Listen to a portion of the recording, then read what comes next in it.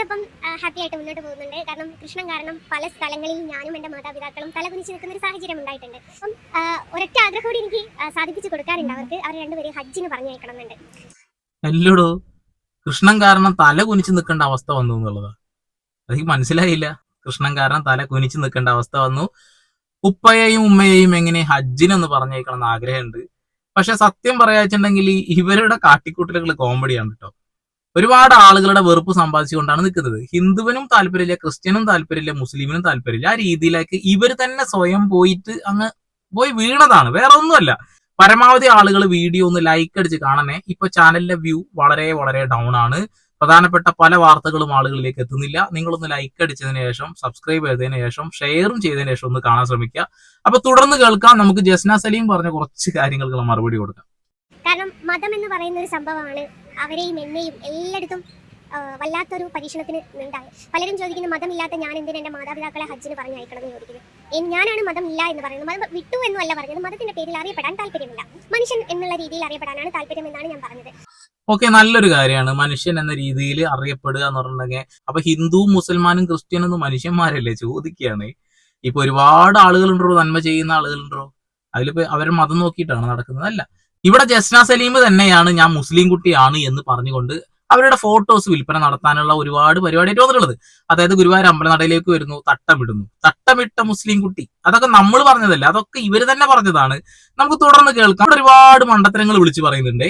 അത് മതപരമായ കാര്യം തന്നെയാണ്. എനിക്ക് മതമില്ല എന്ന് പറഞ്ഞിട്ടും ആ മതത്തിനെ ഇതിലേക്ക് വലിച്ചിഴക്കിയത് എന്തുകൊണ്ടാണെന്ന് എനിക്കറിയില്ല.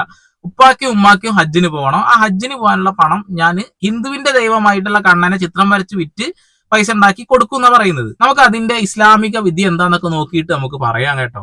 അത് മതം വിട്ടു എന്ന് പറഞ്ഞു ഞാൻ ആ രീതിയിൽ കുറച്ച് എന്റെ മാതാപിതാക്കളെയൊക്കെ എന്നെ ഉപദ്രവിക്കുന്നത്, എനിക്ക് എന്നെ കൊല്ലൂന്ന് വരെ ഭീഷണിപ്പെടുത്തി കോളുകൾ വരുന്നുണ്ട്. അങ്ങനത്തെ കാര്യങ്ങളൊക്കെ വരുന്നുണ്ട്. അപ്പം അവർ ജനിച്ച് വളർന്ന് ഇതുവരെ നിൽക്കുന്നത് ഇസ്ലാം മതസ്ഥരായിട്ടാണ്. അപ്പൊ അവരുടെ രണ്ടുപേരുടെ ആഗ്രഹമായിരുന്നു ഹജ്ജിന് പോകുക എന്നുള്ളത്. അപ്പം മക്കൾക്കുണ്ട് ഒരു കടമ.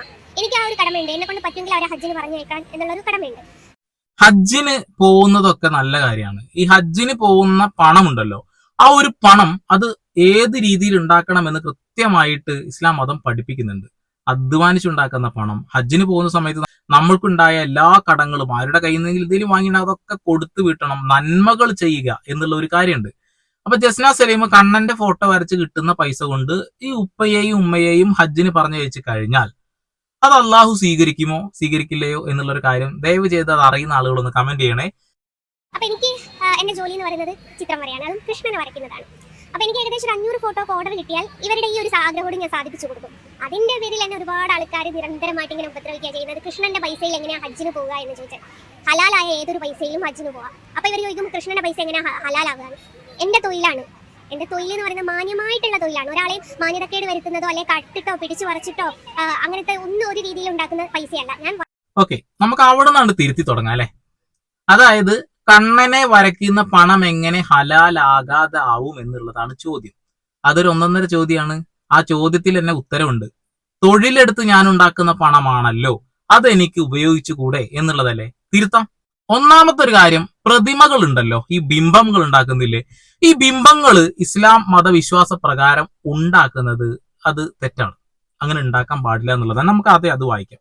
അബ്ദുല്ലാഹി ഇബ്നു റഹ്മാൻ റിപ്പോർട്ട് ചെയ്യുന്നു, അള്ളാഹുവിന്റെ ദൂതൻ സല്ലല്ലാഹു അലൈഹി വസല്ലം പറഞ്ഞു, ഈ രൂപങ്ങൾ നിർമ്മിക്കുന്നവർ പുനരുദ്ധാന നാളിൽ ശിക്ഷിക്കപ്പെടും. അവരോട് പറയപ്പെടും, നിങ്ങൾ സൃഷ്ടിച്ചതിനെ ജീവിപ്പിക്കുക. അൽ ബുഖാരി 7/541 പറയുന്ന ഒരു വാക്കാണ്. അതായത് മരിച്ചു കഴിഞ്ഞു കഴിഞ്ഞാല് നമ്മളെ കൊണ്ട് ഖബറിലെത്തി കഴിഞ്ഞാല് ആ ഒരു ചോദ്യം ചോദിക്കുന്നുള്ളതാണ്, നിങ്ങൾ ഉണ്ടാക്കിയ ഈ ബിംബങ്ങൾക്ക് നിങ്ങൾ ജീവൻ നൽകുക എന്നുള്ളത്. അതായത് അത് ചെയ്യാൻ പാടില്ല എന്നുള്ളത്. നമുക്ക് എന്തായാലും രണ്ടാമത്തെ കാര്യം ചിത്രം വരയിലേക്ക് തന്നെ പോകാല്ലേ. ചിത്രം വരയിലേക്ക് പോകുകയാണെന്നുണ്ടെങ്കിൽ ചിത്രങ്ങളിലെ ഹദീസ് നമുക്ക് നോക്കാം. ആയിഷ റിപ്പോർട്ട് ചെയ്യുന്നു, അള്ളാഹുവിന്റെ ദൂതൻ സല്ലല്ലാഹു അലൈഹി വസല്ലം ഒരിക്കൽ ഒരു യാത്ര കഴിഞ്ഞ് തിരിച്ചെത്തിയപ്പോൾ ഞാൻ ഒരു പ്ലാറ്റ്ഫോമിൽ തൂക്കിയിട്ടിരിക്കുന്ന ഒരു മൂടുശീല കണ്ടു. ഇതിൽ ചില ചിത്രങ്ങൾ ഉണ്ടായിരുന്നു. അപ്പോൾ അദ്ദേഹത്തിന്റെ മുഖത്തിന്റെ നിറം മാറി. അദ്ദേഹം അത് കീറിക്കളഞ്ഞുകൊണ്ട് പറഞ്ഞു, ഓ ആയിഷ, അന്ത്യദിനത്തിൽ ഏറ്റവും കൂടുതൽ പീഡിപ്പിക്കുന്നവർ സൃഷ്ടിയുടെ കാര്യത്തിൽ അള്ളാഹുവിനോട് തർക്കിക്കുന്നവരാണ് എന്നുള്ളതാണ്.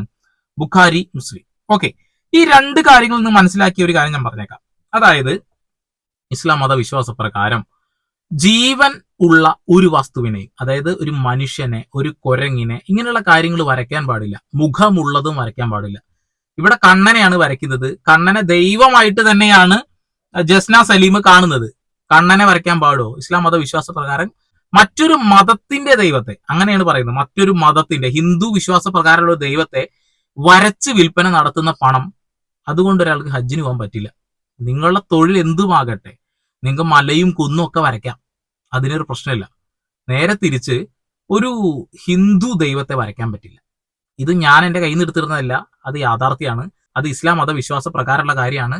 അപ്പൊ ഒരു തെറ്റായ ഒരു കാര്യം അവർ വീണ്ടും വീണ്ടും വാദിക്കാൻ ശ്രമിക്കുന്നതുകൊണ്ട് പറയാണ്, എനിക്ക് എല്ലാ കലാകാരന്മാരോടും കലാകാരിമാരോടും ഒരു തരത്തിലുള്ള വിദ്വേഷവും ഇല്ല, വെറുപ്പുമില്ല, എനിക്ക് എല്ലാവരോടും സ്നേഹമാണ്.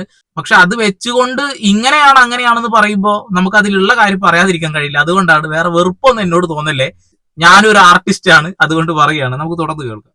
വരച്ചിട്ട് അതിൽ നിന്ന് കിട്ടുന്ന ഒരു ദൈവത്തിന്റെ അടുത്ത് പോകാൻ മറ്റൊരു ദൈവത്തിന്റെ പണം ഉപയോഗിക്കുന്നതിൽ എന്ത് തെറ്റാണ് ഇവർ കാണുന്നത്? ഇസ്ലാം മതം എന്ന് പറഞ്ഞിട്ടുണ്ടെങ്കിൽ ഏകദൈവ വിശ്വാസികളുടേതാണ്.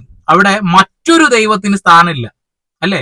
മറ്റൊരു ദൈവത്തിന് എങ്ങനെയാ സ്ഥാനം? അതായത് മറ്റൊരു ദൈവത്തെ വരയ്ക്കുന്ന ആ പണം കൊണ്ട് വേറൊരു ദൈവത്തിന്റെ അടുത്തേക്ക് പോകണമെന്ന് എന്താ തെറ്റുള്ളത് എന്നുള്ളത് എന്ത് വലിയ വിഡ്ഢിത്തരാ പറയുന്നത്. ഞാൻ കൃത്യമായി വായിച്ചുതരാം. ഡ്രോയിങ്ങിലും ചിത്രങ്ങളിലും ഇസ്ലാമിക കാഴ്ചപ്പാടുകൾ, പ്രവാചകൻ മുഹമ്മദ് നബിയുടെ വാക്കുകളും പ്രവൃത്തികളും ഉൾപ്പെടുത്തുന്ന ഹദീസുകളുടെ വ്യാഖ്യാനങ്ങളുടെ അടിസ്ഥാനത്തിൽ ജീവജാലങ്ങളെ, പ്രത്യേകിച്ച് മനുഷ്യരെയും മൃഗങ്ങളെയും വരയ്ക്കുന്നതിനെ കുറിച്ച് ഇസ്ലാമിന്റെ പൊതുവായ വിധി അത് നിരോധിക്കുകയോ നിഷേധിക്കുകയോ ചെയ്തിട്ടില്ല എന്നതാണ്. വിഗ്രഹാരാധനയിലേക്ക് നയിക്കാവുന്ന ഒന്നും ഒഴിവാക്കുക, അല്ലെങ്കിൽ ജീവൻ സൃഷ്ടിക്കാനുള്ള അള്ളാഹുവിന്റെ അതുല്യമായ കഴിവ് മനുഷ്യർക്ക് അനുകരിക്കാൻ കഴിയുമെന്ന വിശ്വാസം ഒഴിവാക്കുക എന്നതാണ് പ്രധാനമായ ആശങ്ക. അതിനാൽ ഒരു ഹിന്ദു ദൈവത്തിന്റെയോ അള്ളാഹു അല്ലാത്ത മറ്റേതെങ്കിലും ദൈവത്തിന്റെയോ ചിത്രം വരയ്ക്കുന്നത് ഈ വിലക്കിന് കീഴിൽ വരും. കാരണം അത് ഇസ്ലാമിൽ ഒരു വലിയ പാപമായി കണക്കാക്കപ്പെടുന്ന വിഗ്രഹാരാധനയെ പ്രോത്സാഹിപ്പിക്കുന്നതായി മനസ്സിലാക്കാം. മനസ്സിലായില്ലേ ജസ്ന? അതായത് കണ്ണനെ വരയ്ക്കാൻ പറ്റില്ല ഇസ്ലാം മതവിശ്വാസ പ്രകാരം. നിങ്ങൾ ആ വിശ്വാസി അല്ല എന്ന് പറയുമ്പോൾ നിങ്ങൾക്ക് വരയ്ക്കാം. പക്ഷെ ആ പണം കൊണ്ട് ഉപ്പാക്കും ഉമ്മാക്കും ഹജ്ജിന് പോയ 5 സ്വീകരിക്കില്ല എന്നാണ് ഞാൻ മനസ്സിലാക്കുന്നത്. അടുത്തത്, പിന്നെ ഇനി അങ്ങനെ അവർക്ക് അത് പറ്റുന്നില്ല, ഉൾക്കൊള്ളാൻ പറ്റുന്നില്ല എന്നുണ്ടെങ്കിൽ അവർ കൊണ്ടുപോകട്ടെ, എനിക്കതിൽ വിരോധമല്ല. ഹജ്ജിന് ആർക്കും കൊണ്ടുപോകാം. ഓക്കെ. അപ്പോ പറഞ്ഞു വരുന്നത്, ഹജ്ജിന് ഇപ്പൊ ഈ ഒരു സംഭവം കൊണ്ട് പോകാൻ പറ്റില്ല എന്ന് ആർക്ക് മനസ്സിലായി. പിന്നെ അടുത്ത ട്രിക്ക് എന്താ വെച്ചാൽ, എന്തായാലും ഫോട്ടോസ് വിൽപ്പന നടത്താൻ ഈ ഒരു ഹജ്ജിന്റെ പേരും പറഞ്ഞ അത്യാവശ്യം വിൽപ്പന നടക്കും, അതാണ് പ്ലാന്. അപ്പൊ അത് നടക്കൂല എന്നുണ്ടെങ്കിൽ ആരെങ്കിലൊക്കെ ഹജ്ജിന് കൊണ്ടുപോട്ടെ എന്നുള്ള രീതിയിലേക്ക് എത്തിപ്പെട്ടെ. ഉപ്പയും ഉമ്മയും ഹജ്ജിന് പറഞ്ഞേക്കുക എന്നുള്ളത് എന്റെ ഏറ്റവും വലിയ ആഗ്രഹമാണ്. പക്ഷെ ഇപ്പൊ നാട്ടുകാരെ ആഗ്രഹം പോലെയാണ് പറയുന്നത്. അപ്പം പിന്നെ പറയുന്നുണ്ട് ഇത്രയും കഷ്ടപ്പെട്ട് ഹജ്ജിന് പോകേണ്ട ആവശ്യമൊന്നുമില്ല, നമ്മളെ കൊണ്ട് പറ്റുമെന്നുണ്ടെങ്കിൽ പോകണമെന്ന് തന്നെ ഉണ്ട്. എന്നെ കൊണ്ട് പറ്റും, കാരണം എനിക്കൊരു ജോലിയുണ്ട്. അത് കൃഷ്ണനെ വരെ ആയതുകൊണ്ട് മറ്റുള്ളവർക്കൊരു ബുദ്ധിമുട്ടായി എന്നല്ലാതെ എനിക്കതൊരു ബുദ്ധിമുട്ടും തരുന്നില്ല. ഓക്കെ, മറ്റുള്ള ആളുകൾക്ക് അത് ബുദ്ധിമുട്ടായെങ്കിൽ പോലും എനിക്കതൊരു ബുദ്ധിമുട്ടല്ല. ഓക്കെ, നിങ്ങൾ നിങ്ങളുടെ ജോലി തന്നെയാണ് എടുക്കുന്നത്, ഒരു തർക്കമില്ലാത്ത കാര്യമാണ്. ചിത്രം വരയ്ക്കുക എന്നൊക്കെ പറഞ്ഞാൽ വലിയ ബുദ്ധിമുട്ടുള്ളതാണ്. പക്ഷെ നിങ്ങൾ ട്രേസ് എടുക്കുകയാണെന്നുള്ള കാര്യം അവിടെ ഒരു പൊതുവായിട്ട് കിടക്കുന്നുണ്ട്. പിന്നെ വേറൊരു കാര്യം എന്താ വെച്ചിട്ടുണ്ടെങ്കിൽ, ഇവർ വരയ്ക്കുന്ന ചിത്രങ്ങൾ വാങ്ങുന്ന ആളുകൾക്ക് ഒരുപാട് പ്രശ്നങ്ങൾ ഉണ്ടാവുന്നു എന്നുള്ള ഒരു കാര്യമാണ്. അതിൽ ഹിന്ദു മതവിശ്വാസ പ്രകാരം ഒരു കാര്യം പറയുന്നുണ്ട്, ഇവർ വരയ്ക്കുന്ന ചിത്രങ്ങൾക്ക് കൃഷ്ണമണിയില്ല. കൃഷ്ണമണി ഇല്ലാത്ത കൺകൾ അത് വലിയ പ്രശ്നമാണെന്നാണ് പറയുന്നത്. അതെന്തോ ഒരു സംഭവം ഉണ്ട്, ഞാൻ കൂടുതലായിട്ട് പഠിച്ചിട്ടില്ല, അതുകൊണ്ട് പറയുന്നില്ല. അതൊക്കെ വീഡിയോന്റെ ഇടയിൽ കിടക്കുന്നുണ്ട്. ഉപ്പയും ഉമ്മയും എങ്ങനെയെങ്കിലും ഹജ്ജിന് പറഞ്ഞേക്കണം, ഞാനത് പറഞ്ഞേക്ക് തന്നെ ചെയ്യുന്ന പറയുന്നത്. അതിനിടയിൽ ദയവ് ചെയ്ത് നിങ്ങൾ മതങ്ങളെ തമ്മിലടിപ്പിക്കാനുള്ള ഒരു ഡയലോഗ് അടിക്കരുതേ. എനിക്കതേ പറയാനുള്ളൂ. മറ്റൊരു ദൈവത്തെ വരച്ചിട്ട് ഈ ഒരു ദൈവത്തിന്റെ അടുത്ത് പോയാൽ എന്താ കുഴപ്പമുള്ളതെന്നുള്ളത്. ഏകദൈവ വിശ്വാസികളായ മുസ്ലിങ്ങൾക്ക് അത് വലിയ ബുദ്ധിമുട്ടാവും. കാരണം അവർ ഒരൊറ്റ ദൈവത്തെ വിശ്വസിക്കുന്നുള്ളൂ, അള്ളാഹു അല്ലാതെ മറ്റൊരു ദൈവം ഇല്ല എന്നുള്ളത്. ലാ ഇലാഹ ഇല്ലല്ലാ എന്തൊക്കെയാണോ ഇവർ പറയുന്നത്? ഞാൻ വിശ്വാസിയായിട്ട് നിൽക്കുന്നതെന്ന് ചോദിച്ചാൽ 3 മതത്തിലും വിശ്വാസിയായിട്ട് നിൽക്കുന്നു. എന്റെ ഐഡന്റിറ്റി ഇന്നേ വരെ അറിഞ്ഞത് തട്ടമിട്ടൊരു മുസ്ലിം കുട്ടി കൃഷ്ണനെ വരയ്ക്കുന്നു എന്നായിരുന്നു. അതിന്റെ പേരിൽ ഞാനും എന്റെ മാതാപിതാക്കളും എന്റെ മക്കളും എന്റെ ഭർത്താവും ഒരുപാട് അനുഭവിച്ചു. ആ ലേബൽ, തട്ടം എന്നുള്ള ലേബൽ ഞാൻ എന്റെ ജീവിതത്തിൽ നിന്ന് എടുത്തു കളഞ്ഞു. എനിക്ക് മനുഷ്യനായിട്ട് മതം മാറിയോ എന്ന് ചോദിച്ചാൽ എനിക്ക് അതിനൊരു ഉത്തരം തരാൻ ഇപ്പോഴും ഇല്ല. കാരണം ഞാൻ 3 മതത്തിലും വിശ്വസിക്കുന്ന ഒരാളാണ്. ഞാനത് പറയുമ്പോൾ ചിലപ്പോൾ ചില ആളുകൾക്ക് അത് ഉൾക്കൊള്ളാൻ കഴിയും. സന്ദീപ്, ഞാൻ എല്ലാ മതത്തിനും ഒരേപോലെ ഉൾക്കൊള്ളാൻ ആഗ്രഹിക്കുന്ന ഒരു മനുഷ്യനാണ്. ഞാനിപ്പോ ഇസ്ലാം മതത്തെ കുറിച്ച് പഠിക്കുന്നു, ക്രൈസ്തവ മതത്തെ കുറിച്ച് പഠിക്കുന്നു, ഹിന്ദു മതത്തെ കുറിച്ച് ഞാൻ പഠിച്ചുകൊണ്ടേയിരിക്കുന്നു എന്നുള്ളതാണ്. അപ്പൊ ഞാൻ പറയുമ്പോൾ ചിലപ്പോൾ ആളുകൾക്ക് അത് ഓക്കെ ആവും, അല്ലെ? തീർച്ചയായിട്ടും ആവും. പക്ഷെ ഇവിടെ ഇവരുടെ അവസ്ഥ അതല്ല. ഇവർ തന്നെയാണ് തട്ടമിട്ട് ആ ഒരു ഐഡന്റിറ്റി കൊണ്ടു നടന്നിരുന്നത്. ഗുരുവായൂർ അമ്പലനടയിലേക്ക് വരുമ്പോൾ മാത്രം തട്ടിടുന്നത് ഞാൻ കണ്ടിട്ടുണ്ടായിരുന്നു, അതല്ലാത്തതിൽ തട്ടിടുന്നത് ഞാൻ കണ്ടിട്ടില്ല. അപ്പൊ ആ തട്ടം ഒരു ബിസിനസ് മാർഗമാക്കിയിട്ട് തന്നെയാണ് ഞാൻ കണ്ടിട്ടുള്ളത്. പിന്നെ അവർ ഗുരുവായൂർ അമ്പലത്തിൽ വന്ന് കാണിച്ചു കൂട്ടിയ ഒരുപാട് പ്രശ്നങ്ങൾ നമ്മൾ കണ്ടല്ലോ, വെല്ലുവിളികളും അതും ഇതൊക്കെ ആയിട്ട്. ഇപ്പൊ ഏതെങ്കിലും ഒരു ഹൈന്ദവനോ അല്ലെങ്കിൽ ഒരു ക്രൈസ്തവനോ ഒരു മുസ്ലിം പള്ളിയിൽ വന്നിട്ട് എന്തെങ്കിലും ഇങ്ങനെ കോപ്രായത്തരങ്ങൾ കാണിക്കാൻ പറ്റുമോ? പറ്റില്ല. ഇപ്പൊ ഞാൻ പൊന്നാനി പള്ളിയിലൊക്കെ പോയൊരു മനുഷ്യനാണ്. ഞാൻ അവിടെ പോയിട്ട് എനിക്ക് ഒരു വട്ടം കയറാൻ കഴിഞ്ഞിട്ടുണ്ട്. ഞാൻ ഇടക്കിടക്ക് പോയിട്ട് അവിടെ ഇങ്ങനെ വെറുതെ വീഡിയോ എടുത്താൽ ബുദ്ധിമുട്ടിക്കാന്ന് പറയാൻ പറ്റുമോ? ഇല്ല, അത് തെറ്റാണ്, ഒരു വിഡ്ഢിത്തരാണ്. ഇവിടെ ജസ്റ്റിനെ കാണിച്ചു കൂട്ടിയ കോപ്രായത്തരങ്ങൾ നമ്മളെല്ലാവരും കണ്ടതാണ്. ഞാൻ 3 മതത്തിൽ വിശ്വസിക്കുന്ന ഒരാളാണ് എന്ന് പറയുന്ന നിങ്ങൾ തന്നെയാണ് നിങ്ങളുടെ ആ ഒരു മതം ഒരു കച്ചവട മാർഗമാക്കി ഉപയോഗിച്ചിട്ടുള്ളത്. എന്റെ ഐഡന്റിറ്റി ആയിട്ടുള്ള തട്ടത്തെ ഞാൻ അങ്ങ് ജീവിതത്തിൽ നിന്ന് മാറ്റി. ഞാൻ അതാ ചെയ്തത്. ഇനി എല്ലാവരും ക്യാപ്ഷൻ കൊടുക്കുക കൃഷ്ണനെ വരയ്ക്കുന്ന ഒരു മുസ്ലിം കുട്ടി എന്നായിരുന്നു. അത് ആ മുസ്ലിം എന്നുള്ളത് വെട്ടി കൃഷ്ണനെ വരയ്ക്കുന്ന ഒരു കുട്ടി എന്നാക്കാനാണ് ഞാൻ ആ ഒരു കാര്യം ചെയ്തത്. കാരണം തട്ടത്തിന്റെ പേരിൽ എനിക്ക് എല്ലാവരും പറയുന്നത് ഞാൻ ഇതുവരെ എത്തിയത് തട്ടത്തിന്റെ പേരിലാണ് എന്ന് പറഞ്ഞിട്ട്. അല്ല, ഞാൻ ഇതുവരെ എത്തിയിട്ടുണ്ട്. ഏതൊരു തൊഴിലും സത്യസന്ധമായിട്ട് ചെയ്യുകയാണെങ്കിൽ അതിൽ ഉയർച്ച ഉണ്ടാവും. അല്ലാത്ത പക്ഷം ഒരിക്കലും അതിൽ ഉയർച്ച ഉണ്ടാവില്ല. അതുകൊണ്ടാണ് ഞാൻ ഇവിടെ വരെ ഉയരങ്ങളിൽ എത്തുക എന്ന് ചെയ്തത്. ഓക്കെ സത്യസന്ധമായി ചെയ്താൽ മാത്രം പോരാ, ഇങ്ങനെ ഏതെങ്കിലും രീതിയിലുള്ള മാർക്കറ്റിംഗ് കൂടി ഉണ്ടായാലേ ഇത് മുന്നോട്ടെത്തുള്ളൂ. തട്ടം നിങ്ങളുടെ ഐഡന്റിറ്റി ആയിരുന്നു. ആ ഐഡന്റിറ്റി കൊണ്ട് തന്നെയാണ് നിങ്ങൾ ഇത്രയും നാൾ എത്തിപ്പെട്ടിട്ടുള്ളത്. അല്ലാത്ത പക്ഷം ഇപ്പൊ ഒരുപാട് നല്ല നല്ല അടിപൊളി ആർട്ടിസ്റ്റുകൾ ഉണ്ട്, അവരൊന്നും എവിടെ എത്തിപ്പെടുന്നില്ലല്ലോ. ഹിന്ദു മുസൽമാനും ക്രിസ്ത്യൻസിലും ഒക്കെ ഉണ്ടല്ലോ. അതായത് അവരത് മാർക്കറ്റ് ചെയ്തില്ല, നിങ്ങൾ കൃത്യമായി അത് മാർക്കറ്റ് ചെയ്തു. കറക്റ്റ് സമയത്ത് തന്നെ സുരേഷ് ഗോപിയും നരേന്ദ്രമോദിനൊക്കെ ഫോട്ടോ എടുക്കാനൊക്കെ കിട്ടി, നിങ്ങളത് ഉപയോഗിച്ചു. തട്ടം വിട്ടത് കൊണ്ട് തന്നെയാണ്, അതിന്റെ അപ്പുറത്തേക്ക് ഒന്നുമില്ല. അതൊരു ക്യൂരിയോസിറ്റിയുടെ ഭാഗമായിട്ട് കുറെ ഹൈന്ദവരായ ആളുകൾ ഒരു മുസ്ലിം പെൺകുട്ടി വരച്ച ചിത്രമാണ് കേട്ടോ, അതിമനോഹരമാണ് കേട്ടോ എന്ന രീതിയിലേക്ക് അത് വാങ്ങിക്കൂട്ടുന്നു എന്നുള്ളതാ. പിന്നെ നിങ്ങൾ തന്നെ നിങ്ങളുടെ പേര് അങ്ങോട്ട് കൊണ്ടേ കൊളാക്കിയിട്ടുണ്ടല്ലോ, പിന്നെ പറയണ്ടല്ലോ. അതേപോലെ ഞാൻ വരച്ച കൃഷ്ണ ചിത്രം മേടിച്ച ആർക്കോ എന്തൊക്കെ ബുദ്ധിമുട്ടുകൾ വന്നു എന്നൊക്കെ പറയപ്പെടുന്ന രീതിയിലൊക്കെ പലരും പറഞ്ഞുണ്ടാക്കുന്നുണ്ട്. അപ്പൊ എനിക്ക് അവരോട് ചോദിക്കാനുള്ളത്, ഞാൻ വരയ്ക്കുന്നത് കൃഷ്ണനെയാണ്. ജസ്ന വരച്ചാലും ആര് തന്നെ വരച്ചാലും അതൊരു കൃഷ്ണനാണ്. കൃഷ്ണൻ എന്ന് പറയുമ്പോൾ വെറും ഒരു പേപ്പറിനെ കൃഷ്ണനായി മാറ്റുന്ന സമയത്ത് അതിനൊരു ചൈതന്യം വരുന്നുണ്ട്. ഓക്കെ, വെറും ഒരു പേപ്പറിനെ ഞാൻ കൃഷ്ണനായിട്ട് വരയ്ക്കുമ്പോൾ അതിന്റെ ചൈതന്യം വരുന്നുണ്ട്. നമുക്കതൊന്നും മനസ്സിലാവണില്ല എന്റെ പൊന്നുമോളെ, എന്താണ് ഉദ്ദേശിച്ചെന്ന് മനസ്സിലാവുന്നില്ല. കുറെ ആളുകൾ പറയുന്ന ഒരു കാര്യത്തെ കുറിച്ചിട്ട് ഞാനത് സ്ക്രീൻഷോട്ട് എടുത്ത് വെച്ചിട്ട് ഒരു കമന്റ് കാണണം. എന്റെ പൊന്നു മക്കളെ, ഞാനാകെ ഞെട്ടിത്തരിച്ചു പോയി. കറക്റ്റ് കാര്യങ്ങൾ ഒരാൾ കമന്റ് ചെയ്ത് വെച്ചിരിക്കുകയാണ്. എന്താന്ന് വെച്ചിട്ടാ, ജസ്ന സലീമിന്റെ ഫോട്ടോ വാങ്ങിയ നരേന്ദ്രമോദിയുടെ കേവല ഭൂരിപക്ഷം നഷ്ടപ്പെട്ടു.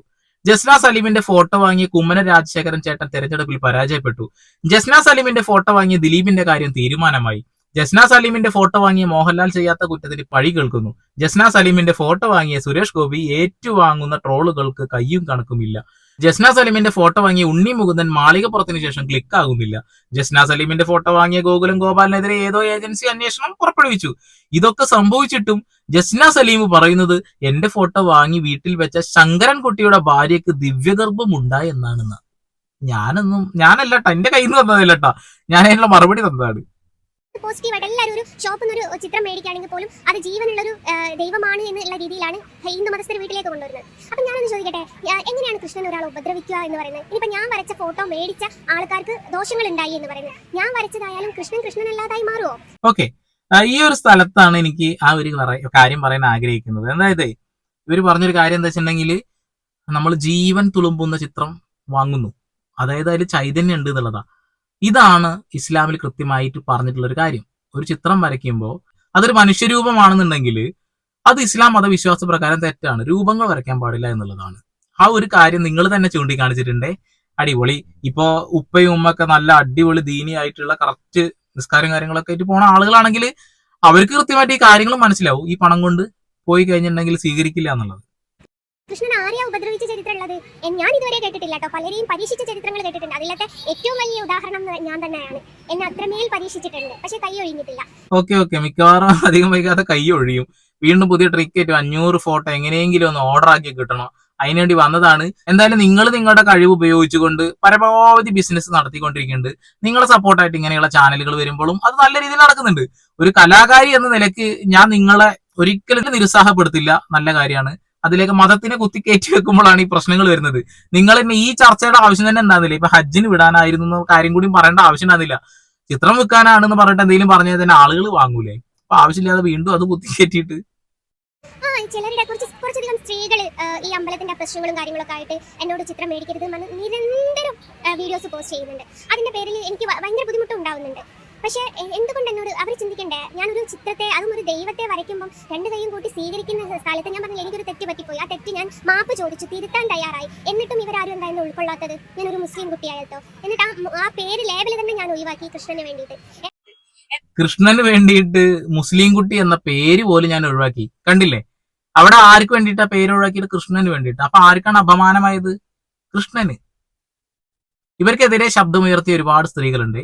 ആ ഒരു സ്ത്രീകളോട് ഇവർ പറയുന്ന സമീപനം നിങ്ങൾ കേട്ടിട്ടില്ല? വളരെ മോശപ്പെട്ട രീതിയിലാണ്. ഒരു യൂട്യൂബർ ആയിട്ടൊരു പെൺകുട്ടിയുണ്ട്. ആ ഒരു പെൺകുട്ടിയെ അബോർഷൻ ചെയ്യാൻ വേണ്ടി നടന്നത് കണ്ടു, വൃത്തികെട്ട രീതിയിൽ നടക്കുന്നത് കണ്ടു എന്നൊക്കെ പറഞ്ഞുകൊണ്ട് വൃത്തികേട് പറഞ്ഞുകൊണ്ട് കുറെ വീഡിയോസ് വന്നിട്ടുണ്ട്. അവർക്കെതിരെ കേസും ഉണ്ട്. ഈ ന്യൂസ് സൈറ്റിലൂടെ എനിക്ക് അതാ ചോദിക്കാനുള്ളത്, നിങ്ങൾ എന്തുകൊണ്ട് ആ ഒരു കാര്യമൊന്നും ന്യൂസിൽ റിപ്പോർട്ട് ചെയ്യുന്നില്ല?